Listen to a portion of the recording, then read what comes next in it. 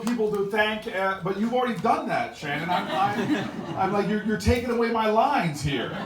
But I want to thank everybody for being here. It is incredible for this Jersey boy to be in a room full of Granite Staters. You guys are rocks. I am the Garden State. You guys are solid. We have pretty flowers. So I have to say, my mom has this saying, she goes, and she says this publicly, so you know how I think a parent's job is to embarrass a child. So this is what my mom says. She goes, behind every successful child is an astonished parent. Like, this kid wouldn't make up his bed for crying out loud. Now he's representing the whole state of New Jersey.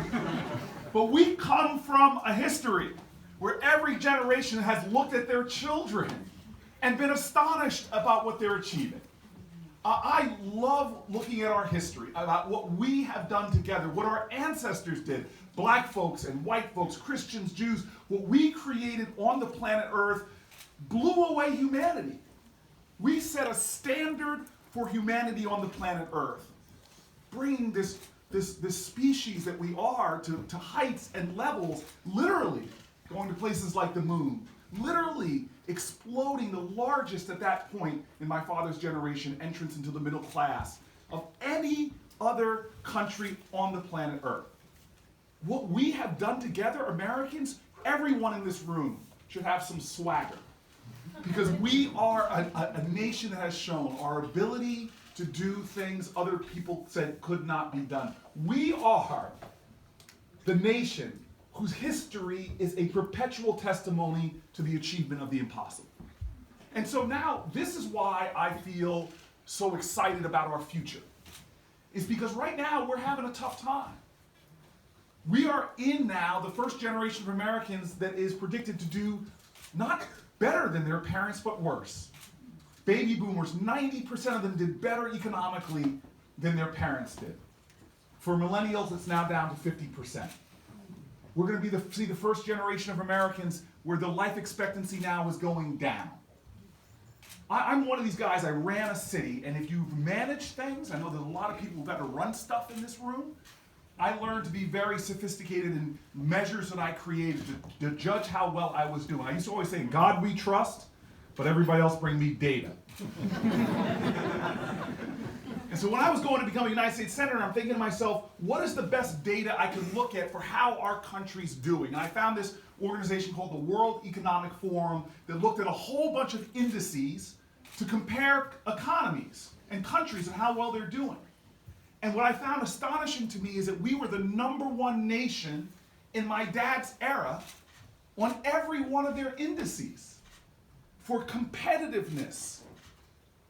And now what has frustrated me but fired me up is that now we have fallen on all those major indices. Look, we had the best infrastructure on the planet Earth. We inherited the best house on the block from our parents. And in one generation, we've taken that house and trashed it and are about to hand over to our kids trillions of dollars worth of infrastructure deficit. China built 18,000 miles of high-speed rail. The Northeast Corridor that runs from Boston to DC moves a half an hour slower than it did in the 1960s.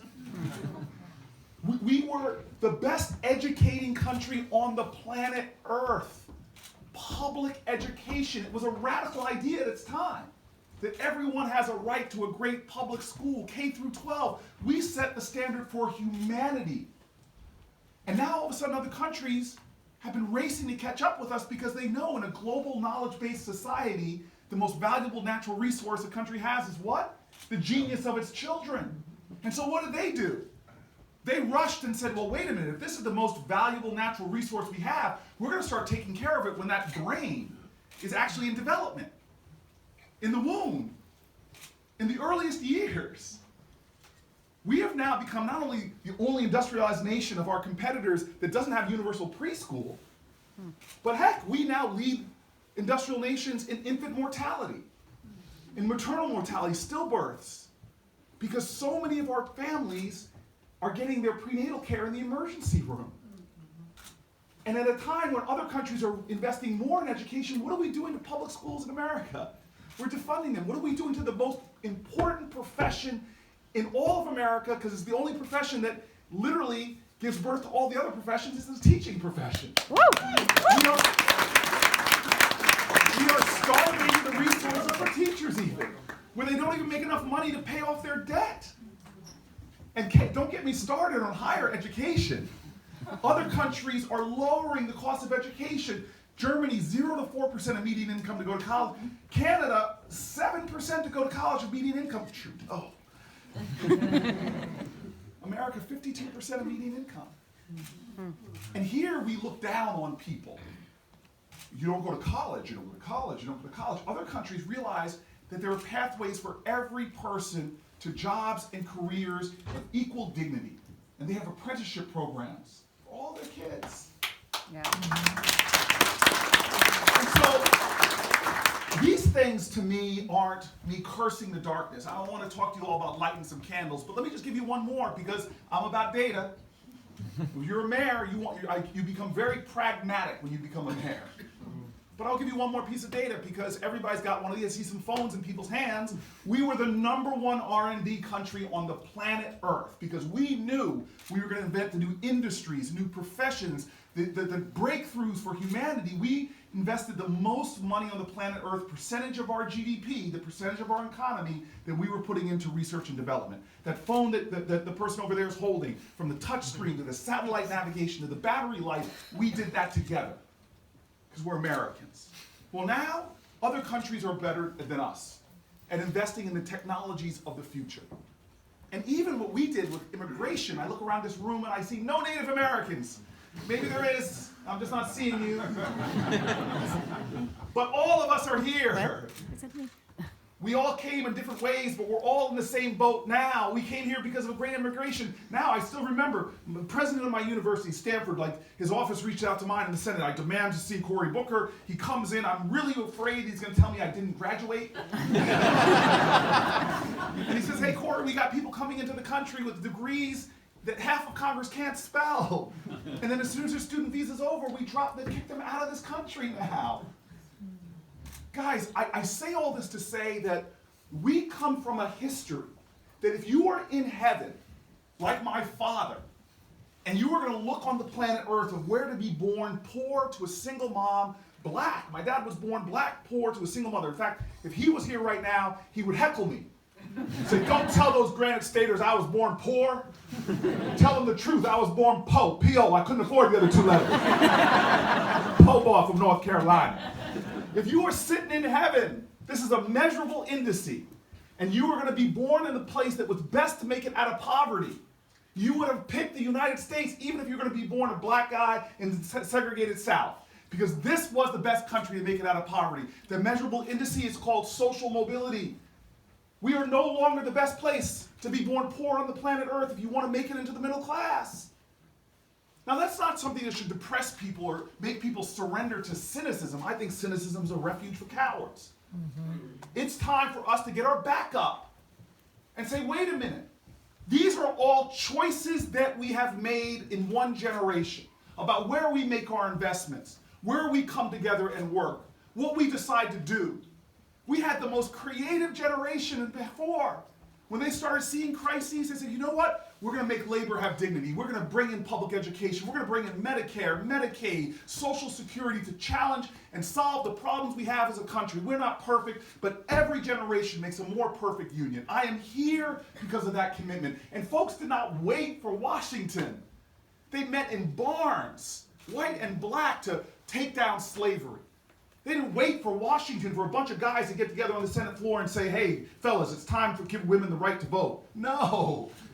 It was groups that met in living rooms like this. It wasn't Strom Thurmond came to the Senate floor and said, it's time for those Negro people to have some rights. No. No. That's why this gathering is so important. We have the power in this election to put people, not a person, people in places, because what you all did in 2018 by putting incredible legislators in office that now are pushing things like raising the minimum wage, pushing things like investing in education, like dealing with the water crisis. I mean the PFASs.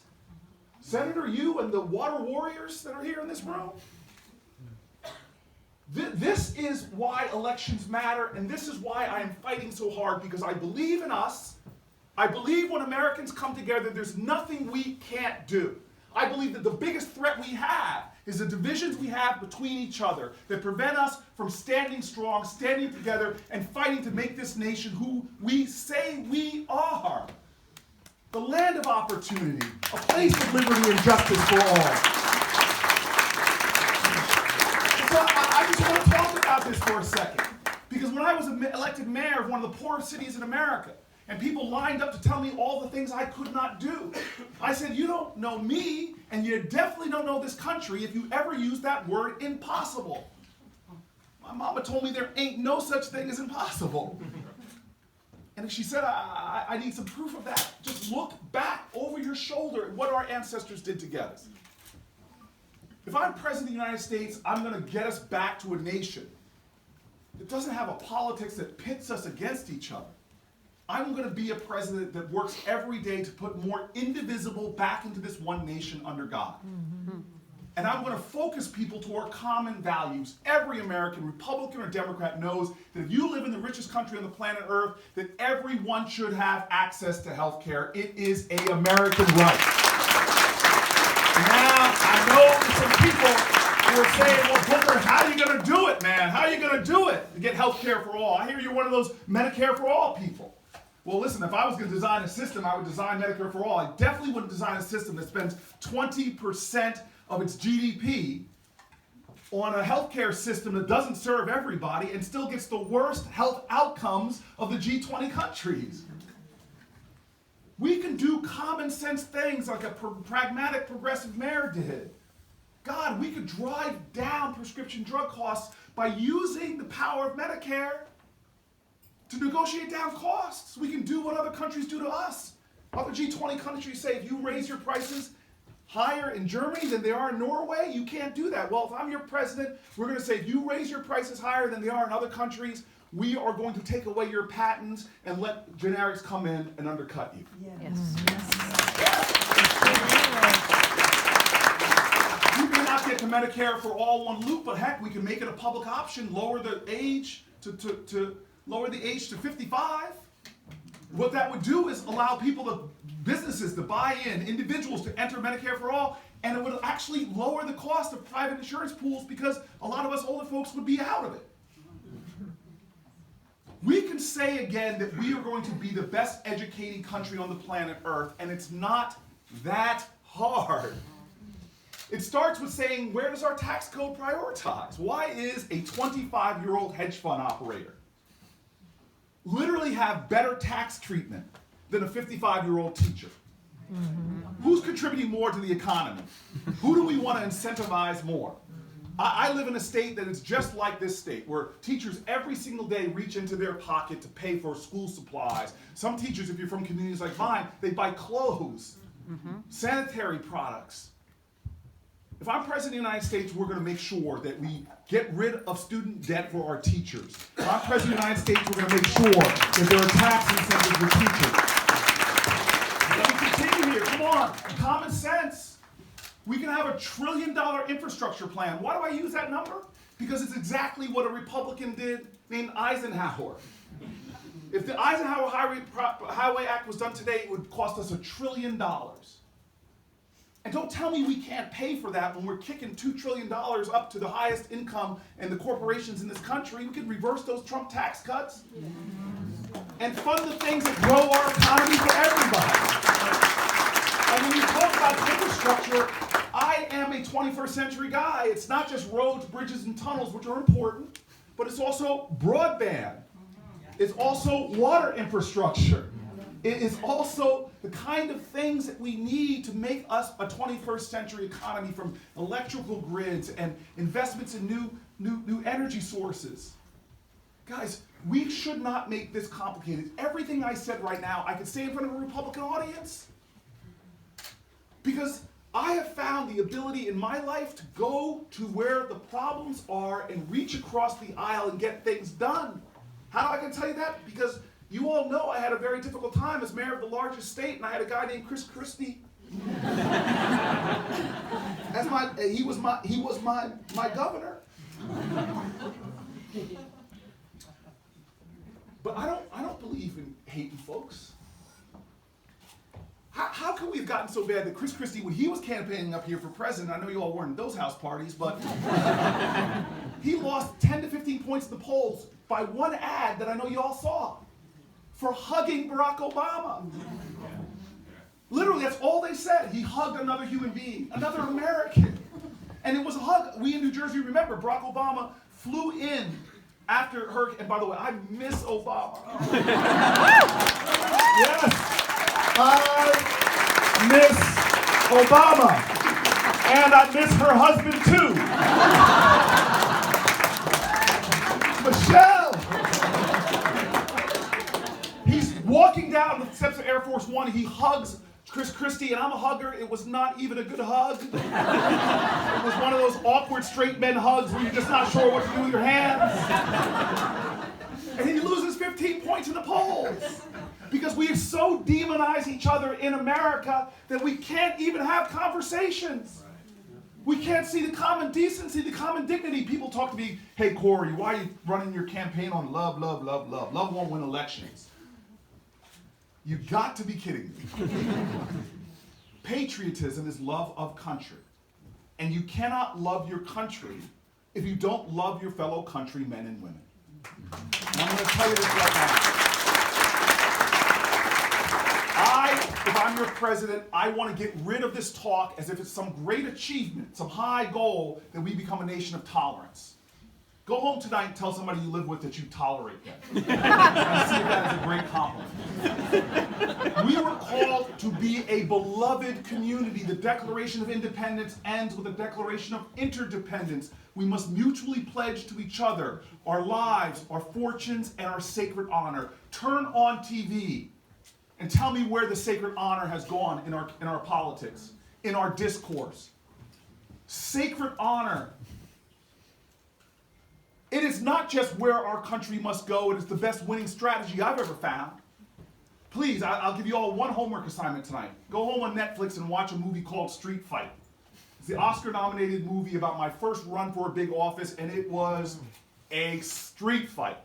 This is coming up against the biggest machine in New Jersey politics. I was this earnest young person that everybody wanted me to get into the gutter and fight that way. But I kept telling people, you don't win elections by showing the worst of who you are. You show them the best of who you are. And in this presidential election, trust me, Donald Trump wants us to get down to his level and fight him on his terms.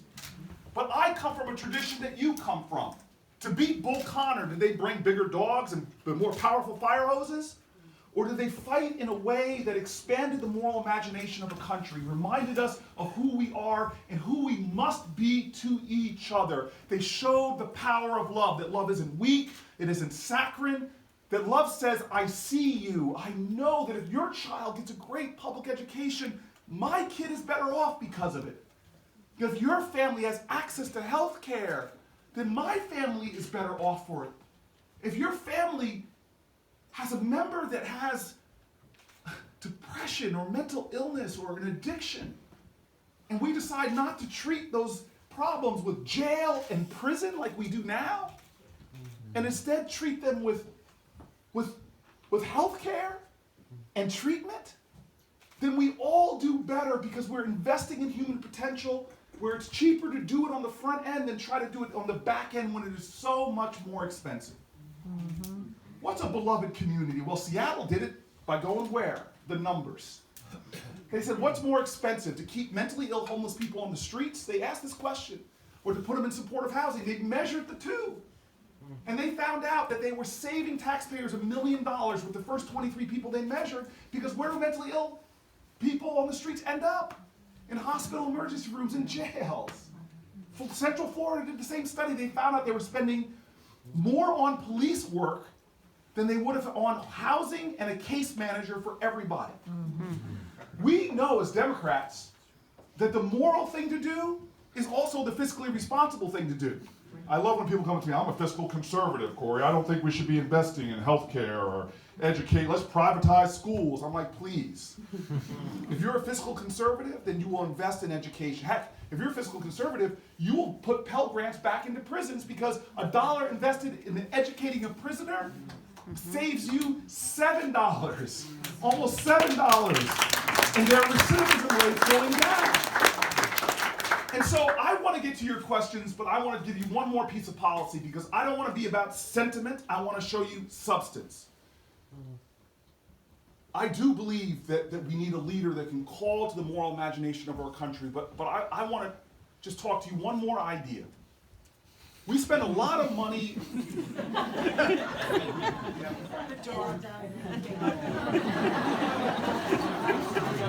No, that's wonderful. I have to say, I am the leader in the Senate on animal issues. It's true, actually. It's true. From the Endangered Species Act to even passing legislation to ban unnecessary chemical testing on animals. I'm really proud of you.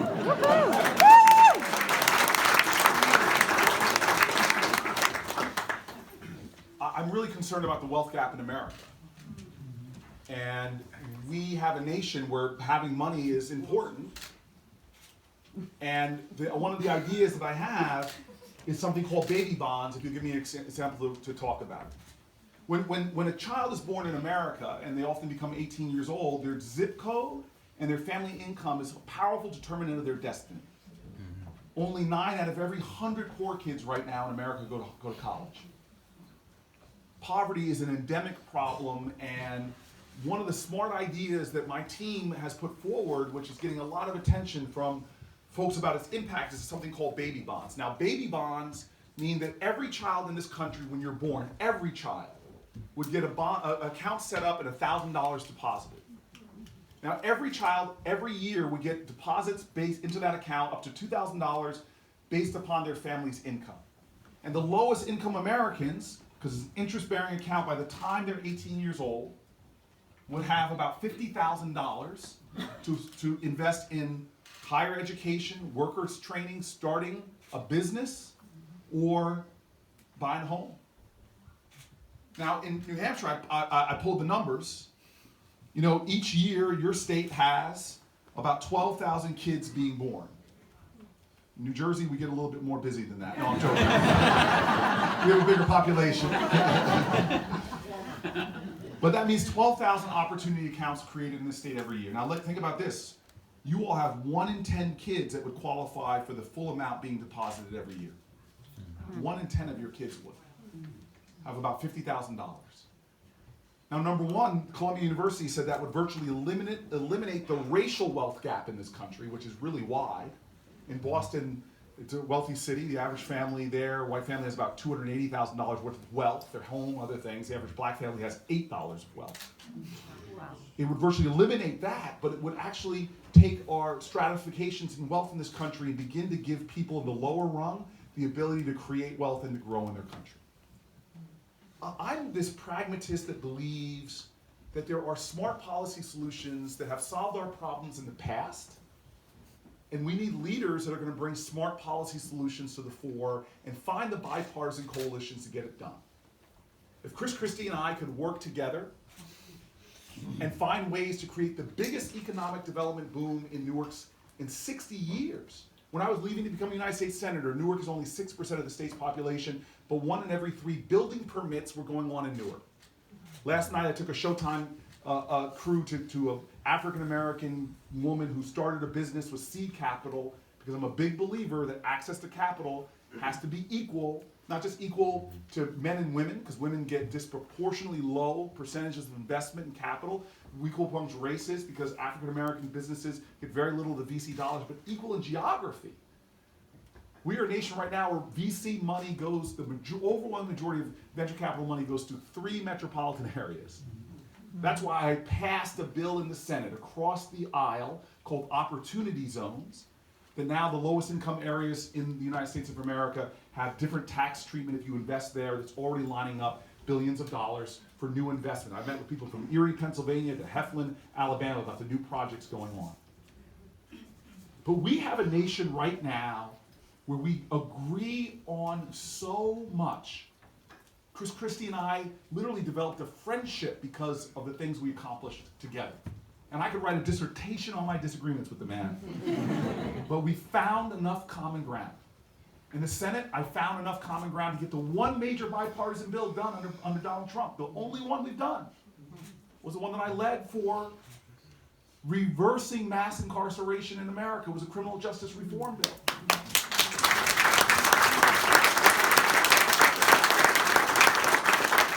A lot of folks are going to come before you, but my history turning around New Jersey's largest city, my history of working together to bring coalitions to do that, my history in the Senate, whether it's opportunity zones or criminal justice reform, we must have leaders that can focus on not demonizing each other, not pitting each other against us. Not an election where even Democrats say this is just about beating Republicans. No, this election must be about uniting Americans.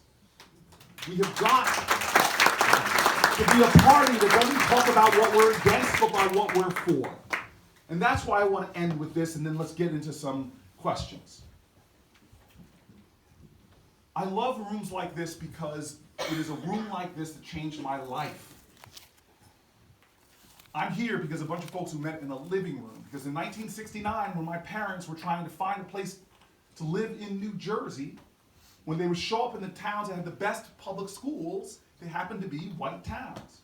And when the real estate agent would see a black family coming up, they would all of a sudden make excuses. Well, I'm sorry, this house is sold. Or I'm sorry, they pulled this house off the market. And my parents were frustrated, but they found a group of people called the Fair Housing Council that met in the living room. And they said, we're going to help you. And by the way, that room was white folks and black folks, Christians and Jews, Republicans, it was a Republican community, and Democrats. But they shared the common value of sacred honor. We pledged to each other our lives, our fortunes, and our sacred honor. They were not looking to tolerate folk. They knew that my parents' justice was their justice. Injustice anywhere is a threat to justice everywhere. And they went to work. A bunch of lawyers set up a sting operation. And so now when my parents would go to a house and be told it was sold, they would leave. And just coincidentally, a white couple would come up. They were volunteers. To test if it was really true that the house wasn't for sale, they would find out the house was for sale. In the house that I grew up in, 123 Normal Road, Harrington Park, New Jersey. My parents were told the house was sold. The white couple found out the house was for sale. They pretended they loved the house. They put a bid on the house. The bid was accepted. Papers were drawn up. The closing was set in the real estate agent's office. And on the day of the closing, the white couple did not show up. It was my father and a volunteer, white guy, lawyer, walks in and confronts the real estate agent. And the real estate agent doesn't say, I was wrong, I violated federal law. No, the real estate agent was so angry he got caught that he gets up and punches my dad's lawyer in the face and sigs a dog, not as nice as that one, on my father. And now trust me, as I was growing up in Harrington Park, New Jersey, every time my dad would tell this story, the dog would get bigger. He'd be like, boy, I had to fight a pack of wolves to get you in this house. You better appreciate what you have. That is America. From in poverty in the mountains of North Carolina, in one generation, two sons are growing up in one of the nicest neighborhoods in all of New Jersey. That's America. And how did my father say we got there? Not by rugged individualism and self-reliance. Yeah, my parents are hard workers, but they know that rugged individualism didn't get us to the moon. It didn't map the human genome. It didn't beat the Nazis or Jim Crow. We do those things together. They told my brother and I that Jewish people fought for you. Gay folks fought for you. White folks fought for you. The rights you enjoy and take for granted. My dad's like, boy, don't walk around this house like you hit a triple. You were born on third base. And you got there on the backs of America. Americans. Well, let me tell you. I go to the Senate, and like a lot of us senators who have a healthy self-regard, we decide to write books. Mine might surprise you that the title is called United. Because I deeply believe that the only way we go forward is by bringing people together. Thank you, sir, for the prop. I'll pay you later. And I go to write this book, and I have to, if you have a dad like mine, some of you might have a father like mine, you got to fact check the man. Was it a pack of wolves or just a dog? And so I go back to find the people who met in that living room. The head of the Fair Housing Council from the 60s, she was easy to find because she is still head of the Fair Housing Council today. She is 92 years old. Her name is Lee Porter, and she doesn't just represent Black people, she doesn't represent black people at all anymore. You know who she represents? Same-sex couples. Muslim Americans. Americans with disabilities who are denied equal housing access. Because she says to me, justice has no color, no race, no orientation. In this nation, there is one justice. It is American justice. And where it's cheapened for anybody, it's cheapened for all. And I ask her about these lawyers who went so far out of their way to represent my father. And this is the part of the story that knocked me over and where I'll end. It literally blew me away. Well, not literally blew me away. I'm standing here. I call the lawyer who organized all the lawyers, a guy named Arthur Lessman. And I call him up, hi, I know who you are. Okay, so I'm Cory Booker, sorry. And do you know I know what I did for your family. Okay, sir. And he told me the whole story. He confirmed everything. It wasn't a pack of wolves, it was just a dog. And then at the end of him talking, getting all the things I needed for that chapter, the question just came to my mind, like, why? You were a young guy trying to support a young family who had just started a business. Anybody who has started a business, you know how hard and all-encompassing that endeavor is. I was like, why would you find time to help black families moving in your neighborhood when this was a time of fears of white flight, fears of property values going down? Why would you help black people come into your neighborhood? And he says, Cory, I remember the moment I made the decision. I go, the moment? He goes, the exact moment I made the decision. And I go, well, tell me the moment. And he goes, he was sitting at home one day watching TV, like I often do at the end of the days, except for I'm not alone. I got my two best friends, Ben and Jerry. Need to lose a little weight. And he's watching TV, and it was back when we had only 3 channels, everybody, and like at 11 o'clock it'd be done. That's why the birth rates were higher back in the 60s. And he's watching TV, and I looked it up. I know the movie he was watching. It was called Judgment at Nuremberg. But this was 1965, years before I would be born, and they pull away from a movie. It's breaking news, not like today where we have it every 10 minutes. Melania has a jacket, breaking news. No, this was rare. An ongoing movie, they pull away to show a bridge in Alabama called the Edmund Pettus Bridge. These marchers who started in Selma were trying to march to Montgomery to protest the rights of Americans. And they get stopped on this bridge, and he says he's watching TV as these folks get people that storm, these state troopers, gas them.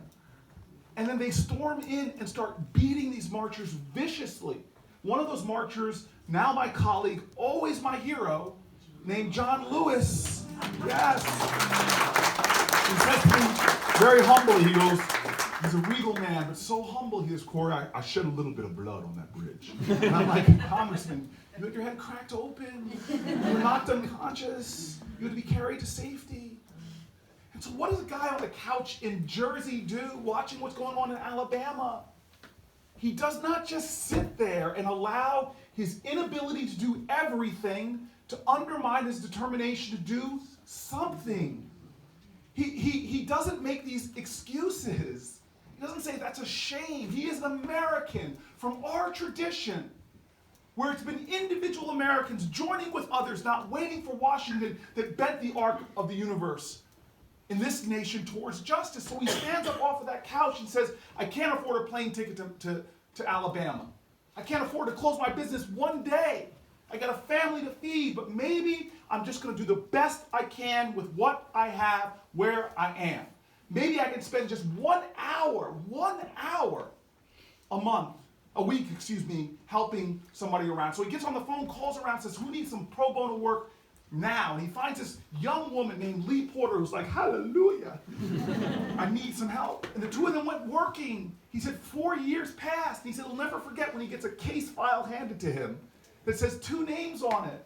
This young couple who had 2 little boys, one a baby. The names were Carrie and Carolyn Booker, my parents. Guys, I know this election is going to be about issues, but I'm going to do everything I can to also make it about the spirit of our country. This cannot be just about one office and one person. I want to fight to make this about a big election where we are at a turning point The greatest nation on the planet Earth and on the measures is falling behind now. That's not a measure of who we are, though. We are the greatest people on the planet Earth. We can come together and do anything. We've shown it. We've literally rescued other nations, brought them out of the depths of destruction. We've literally protected other nations from totalitarian dictators. We literally created new inventions that cured diseases, explored the heavens. We are a nation that was steeped in bigotry when we beat back slavery. We beat back sweatshops and child labor. We became better in every generation. And what will our generation now do? This election cannot be about one guy.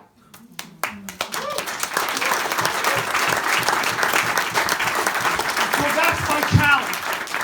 Look around this living room. It's the same power of a living room in the 1960s in New Jersey, where a bunch of people on a bridge in Alabama stood up for love, And they may have been beaten and gassed, but love cannot be destroyed or beaten that easily. Because the love they stood up for left 1,000 miles instantaneously and changed the heart of one man on a couch in New Jersey, who then got up and went to work and changed the destiny of a generation not yet born. That's who we are. That's who we are. We are all caught, as King said, in an inescapable network of mutuality tied in a common garment of destiny.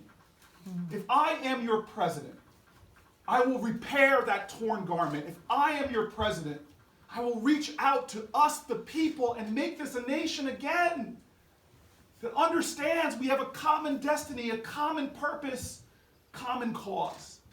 And if we can do that and make this election about that, I promise you we won't just win an election, but the larger campaign for our country will truly, as my mom says, astonish the generations to come. Thank you.